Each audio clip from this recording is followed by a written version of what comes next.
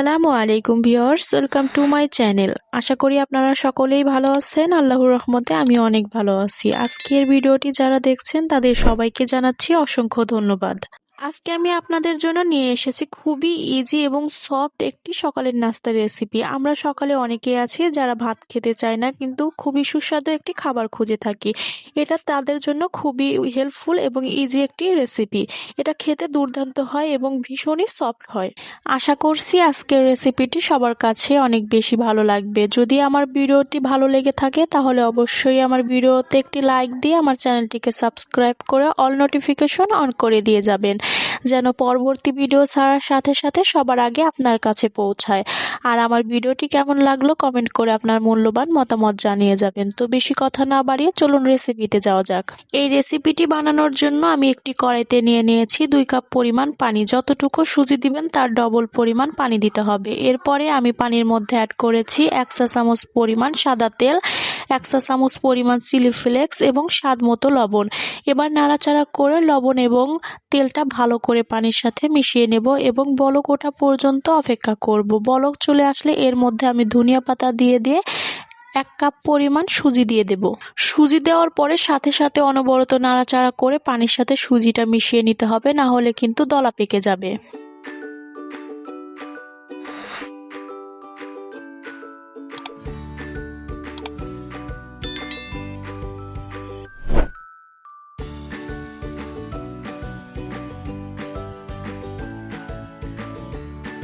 সুজির ডোয়ের টেক্সচারটা যখন এরকম শক্ত হয়ে আসবে, এ পর্যায়ে চুলার আঁচটাকে বন্ধ করে রেখে দেব একটু ঠান্ডা হওয়া পর্যন্ত। যখন হাত দিলে হাতে সহ্য হবে, এ পর্যায়ে একটি বাটিতে তুলে নিয়ে ভালো করে মথে নিতে হবে।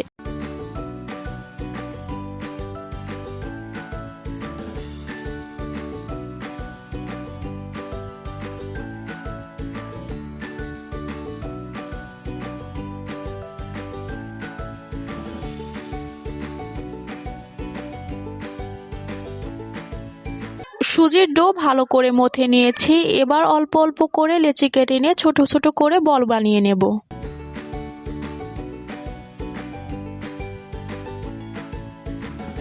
সবগুলো বলই বানিয়ে নিয়েছি। এবার বলগুলোকে সিদ্ধ করে নেব।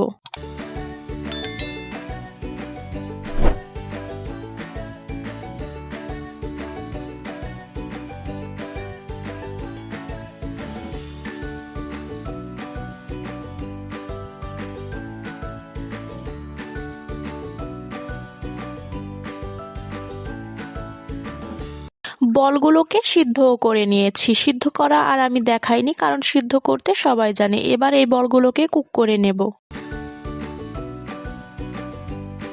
সুজির বলগুলো রান্না করার জন্য আমি একটি কড়াইতে তেল দিয়ে দিয়েছি আর দিয়ে দিচ্ছি পেঁয়াজ। পেঁয়াজ দিয়ে আমি এর মধ্যে দিয়ে দিয়েছি অল্প কিছু চিলি ফ্লেক্স। এবার পেঁয়াজ এবং চিলি ফ্লেক্সটাকে নাড়াচাড়া করে একটুখানি ভেজে নেব। যখন হালকা বাদামি হয়ে যাবে এর মধ্যে সব উপকরণগুলো অ্যাড করে দেব।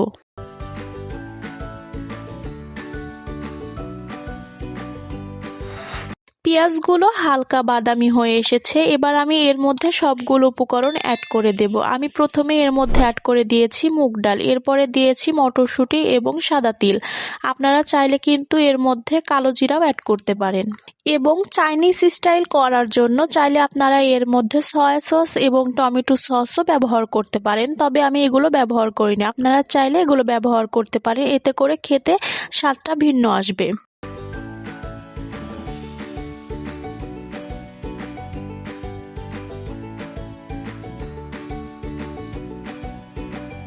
সবগুলো উপকরণ ভালো করে নাড়াচাড়া করে মিশিয়ে নিয়ে এর মধ্যে দিয়ে দিলাম পরিমাণ মতো লবণ। এবার লবণটাকেও ভালো করে নাড়াচাড়া করে মিশিয়ে নেব।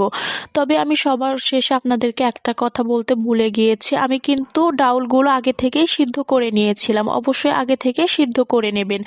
এবার ভালো করে ভাজা হয়ে গেলে আগে থেকে বানিয়ে রাখা সুজির বলগুলোকে এর মধ্যে অ্যাড করে দেব। সুজির বলগুলো যেহেতু আগে থেকেই ভালোভাবে সিদ্ধ করে নেওয়া হয়েছে, এর জন্য খুব বেশি সময় কুক করার প্রয়োজন নেই। সুজির বল দিয়ে দেওয়ার সাথে সাথে আমরা ধনিয়া পাতা দিয়ে একটু নাড়াচাড়া করে মিশিয়ে নিয়ে নামিয়ে নেব।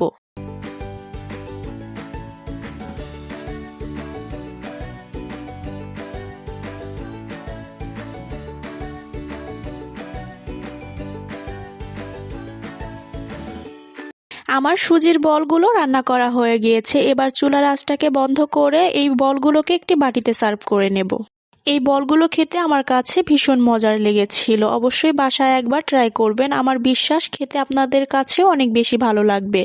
আজকের ভিডিওটি কাদের কাছে অনেক বেশি ভালো লেগেছে অবশ্যই কমেন্ট করে জানিয়ে যাবেন। আর আমার ভিডিওটি যদি ভালো লেগে থাকে তাহলে অবশ্যই আমার ভিডিওতে একটি লাইক দিয়ে আমার চ্যানেলটিকে সাবস্ক্রাইব করে অল নোটিফিকেশন অন করে দিয়ে যাবেন, যেন পরবর্তী ভিডিও ছাড়ার সাথে সাথে সবার আগে আপনার কাছে পৌঁছায়। আজকের মতো ভিডিও এখানেই শেষ করছি। সকলেই ভালো থাকবেন, সুস্থ থাকবেন। আসসালামু আলাইকুম।